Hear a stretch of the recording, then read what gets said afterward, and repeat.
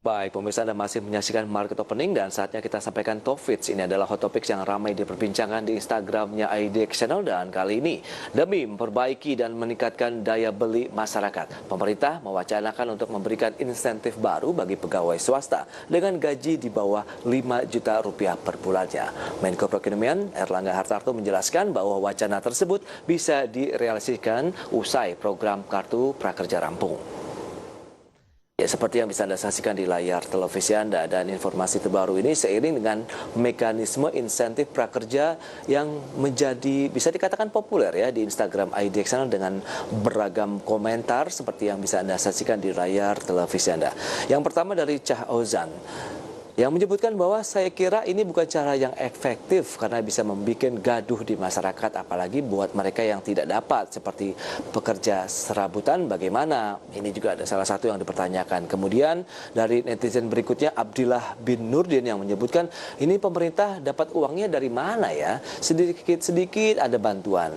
Kalau beliau punya komentar menarik karena kasihan masyarakatnya. Ini bisa mengurangi dari sisi karakternya karena tidak menjadi kreatif, kemudian tidak dilatih pintar, dan ada yang disebutkan juga menjadi malas. Ujung-ujungnya tenaga kerja didapat dari luar karena mereka lebih berkualitas. Nah, nikmatnya sebentar tapi dampaknya berkepanjangan. Kemudian dari Andrian Arsi, dia justru setuju nih, boleh juga kita lihat. Apapun programnya kami dukung, karena kali-kali dapat juga. Wah, ini dia, lumayan buat trading saham katanya. Baik, kita akan langsung saja mengulasnya bersama dengan Bapak Edward Luis, Equity Analyst dari PT Sukor Sekuritas. Ya, Pak Edward, beragam komentar yang menarik begitu kaitannya dengan BLT tadi yang sudah disampaikan di segmen berikutnya, tapi sudah disampaikan juga oleh pemerintah tadi setelah kartu prakerjanya selesai atau rampung, berarti nanti program pertama masuk ke program berikutnya. Bagaimana dengan Anda tanggapan begitu menanggapi di komentar-komentar yang sudah disampaikan? Ada yang bilang ini akan menimbulkan kegaduhan, kemudian akankah sebaiknya tidak seperti ini caranya karena akan membuat masyarakatnya juga tidak kreatif, malas dan lain-lain sebagainya. Silakan. Ya, saya rasa bentuk apapun namanya stimulus, saya rasa kita harus menerima dengan lapang dada ya. Itu merupakan support dari pemerintah dalam arti untuk masyarakat melewati masa pandemi ini.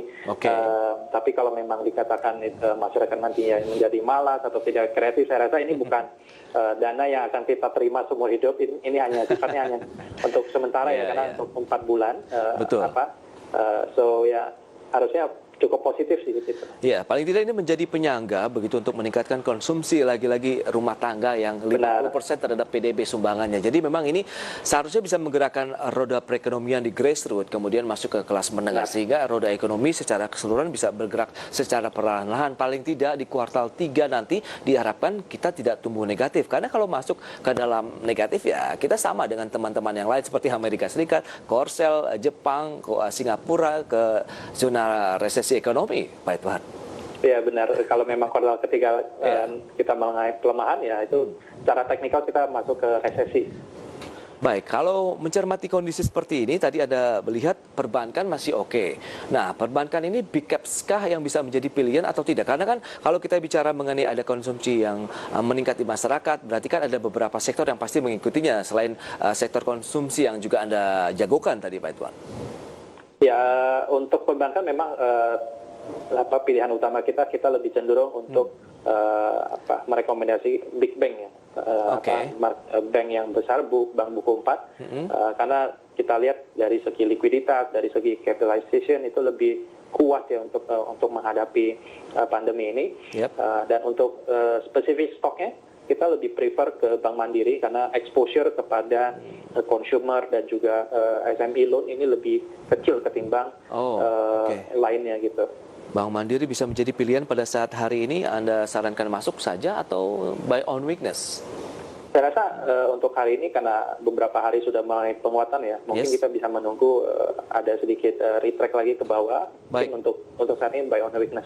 Oke, ini seperti yang sudah Anda katakan juga tadi dan analisis bahwa indeks harga saham gabungan akan rawan profit taking dan hari ini sudah berada di zona merah minus 0,28% di 5164,45. Berarti tekanan jual masih akan kembali lagi terjadi. Peluang menurut Anda untuk mengambil posisi beli sambil menantikan market akan bergerak pada pekan depan? Benar.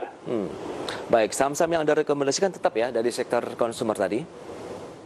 Sektor konsumer dan juga sektor perbankan ya. Oke, perbankan hanya Bank Mandiri saja yang Anda rekomendasikan. Bagaimana dengan Bank BRI yang juga tadi memiliki kedekatan dengan masyarakat luas dalam artian UMKM? Kan ini sedang ada beragam stimulus yang diberikan untuk UMKM. Kemudian juga ada rencana kabarnya juga akan memberikan pinjaman dalam ya mungkin tanpa bunga kepada masyarakat. Akankah ini menguntungkan atau justru tidak buat perbankan?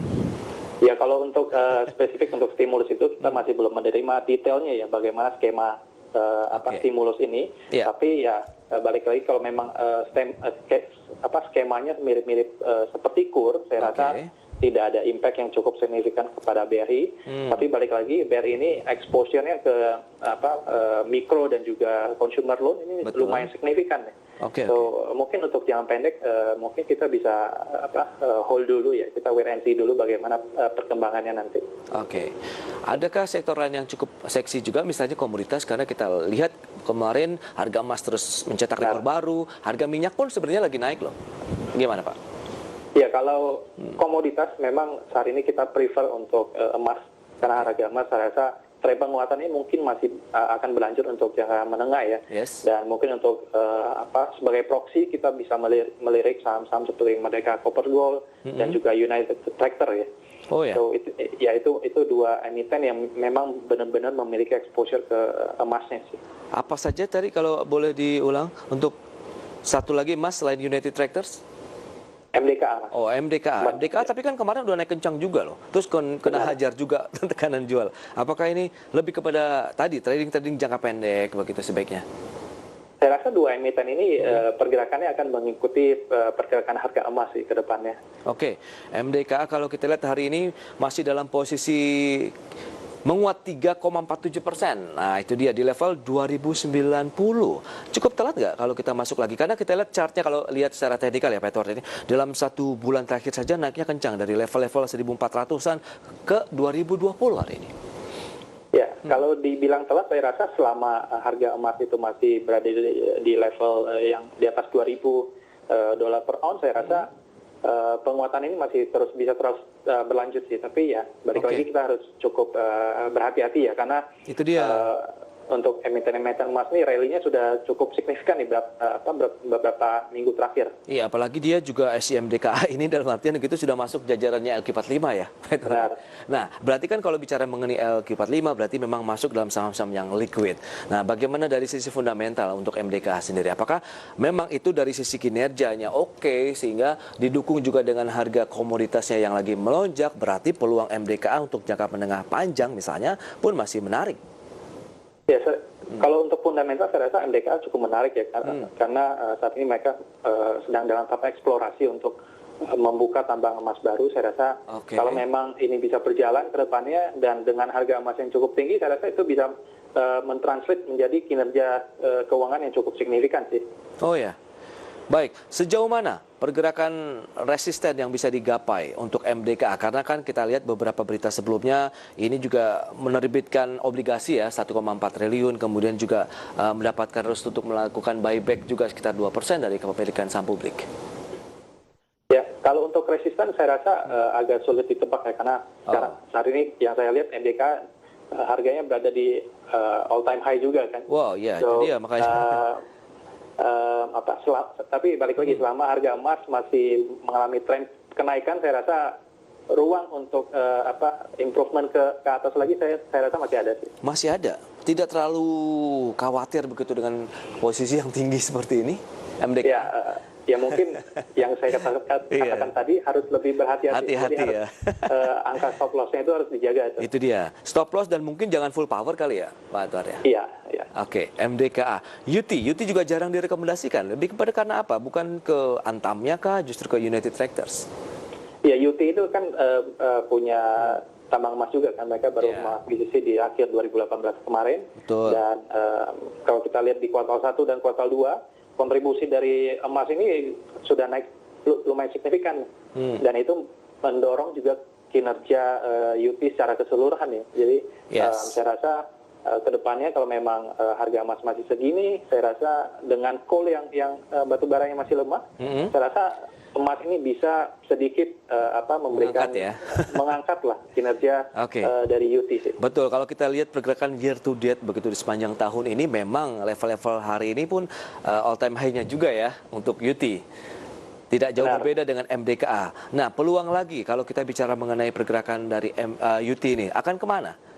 Penguatan sudah di 25.000 bahkan hari ini akan kemana lagi begitu? Ya, kalau untuk hari ini balik lagi agak-agak sedikit short term ya, jadi lumayan spekulatif kalau untuk yang saya lihat. Betul. Tapi kalau untuk jangka panjang, saya rasa UT ini bisa memiliki story yang cukup bagus ya, karena memang di sektor batubara dominannya, tapi balik lagi UT ini merupakan service dan bisnis modelnya itu lebih stabil ketimbang coal miner atau perusahaan tambang batu bara. So dari segi kinerja keuangan mungkin akan lebih stabil, dan ingat dari segi valuasi saat ini juga saya rasa masih cukup murah walaupun dengan rally yang sudah terjadi saat ini. Oke, berarti cukup beragam ya pilihan investasi untuk masyarakat investor hari ini. Tadi ada sektor perbankan, consumer, kemudian bicara komoditas yang khususnya Anda katakan lebih kepada gold tadi, ada UT, MDKA, kita bisa mengambil posisi, current price pun masih boleh begitu Pak Edward? Ya, balik lagi ini lebih ke, kalau spesifik untuk emas ya, ini lebih ke spekulatif saja. Kita mengikuti pergerakan harga emas ya. Oke. PSAB tidak Anda rekomendasikan. G Resources Asia Pasifik hari ini juga naik meskipun tidak sekencang UT yang sudah di atas 5%, kemudian MDKA juga naik kencang. Ya, untuk PSAB sebenarnya kita belum terlalu melihat ke sana ya, karena mungkin dari segi nilai transaksi juga masih cukup tipis ya mungkin. Fluktuasinya lebih signifikan sih. Kita lihat ya, so agak kita lebih cenderung memilih untuk yang lebih safe aja. Lebih safe aja. Kalau Antam safe nggak? Antam sebenarnya memang exposure ke emasnya itu sebenarnya tidak terlalu signifikan ya. Memang Antam ini menjual emas tapi lebih banyak trading saja. Jadi mereka mengambil margin saja gitu. Iya, karena harga jualnya pun sudah ditembus 1 jutaan tuh untuk Antam di dalam negeri ya, kalau kita bicara logam mulia. Anda merekomendasikan netral saja untuk Antam? Untuk Antam mungkin jangka pendek ini saya rasa mungkin masih bisa mengikuti sentimen di harga emas ya. Gitu. Baik, kalau kita lihat dengan banyaknya asing yang melakukan aksi beli di sepanjang perdagangan sesi pertama pagi ini kan didominasi tadi seperti yang Anda katakan, MDKA pun diburu oleh investor asing ya dengan net foreign buy-nya sekitar 17 miliar. Kemudian disusul Astra International. Nah, Astra ini cukup lagging dalam beberapa tahun lah kalau kita lihat begitu dengan perkembangan pandemi, kemudian sektor otomotifnya. Anda melihat Astra bagaimana? Karena asing sudah mulai cicil beli nih. Sudah mulai perlahan-lahan masuk dan juga masuk dalam net foreign buy hari ini. Ya, Astra sebenarnya kalau kita lihat dari fundamental masih cukup bagus. Astra baru saja merampungkan penjualan Bank Permata, so mereka memiliki cash reserve yang cukup besar. Dan ya memang dari UT juga kelihatannya kinerja lumayan stabil ya dengan ada tambang emas tadi. Namun memang yang menjadi resiko adalah penjualan otomotifnya yang masih cukup melemah ya saya lihat saat ini. Dan recovery di sektor otomotif mungkin tidak akan secepat yang kita lihat di sektor lainnya seperti consumer dan juga perbankan. Tidak Anda terlalu rekomendasikan Pak Edward? Untuk jangka panjang saya rasa dengan valuasi saat ini cukup menarik, tapi balik lagi jangka pendek saya rasa masih belum ada katalis yang benar-benar bisa memberikan kinerja yang lebih positif sih untuk jangka pendek ini ya. Dan kalau kita cermati top gainers hari ini juga ada yang didominasi oleh sektor farmasi. Kalau teman-teman yang lain yang the big-nya begitu sudah naik duluan seperti Kimia Farma, Indofarma, kemudian juga Kalbe Farma. Kita lihat hari ini ada Fapros, kemudian juga Freedom Pharma Tbk atau PYFA yang naiknya luar biasa. PH saja naik 11,5%, kemudian PIVA-nya naik 10,2%. Nah, analisis Anda bagaimana? Apakah mereka cukup ketinggalan sehingga baru mulai naik atau lebih kepada karena yang sebelumnya sudah naik kencang, akhirnya kita coba naikin nih yang second liner atau third linernya? Ya, saya rasa untuk emiten farmasi yang disebutkan tadi itu lebih spekulatif ya. Karena dari nilai perdagangan juga lumayan tipis. Betul, betul. Jadi spekulatif dan harusnya hati-hati ya, jangan sampai kita terbawa Benar. naik cukup kencang baru masuk, kemudian nanti terhempas lagi pada saat terkena aksi jual ya. Benar. Baik, itu dia analisis yang menarik Pak Edward. Menjelang weekend ini indeks harga saham gabungan juga mencoba melawan tekanan jual yang terjadi meskipun masih melemah sekitar 0,17% di 5170. Pak Edward, terima kasih banyak atas kehadiran dan juga analisisnya. Sukses untuk Anda dan selamat melanjutkan aktivitas Anda kembali.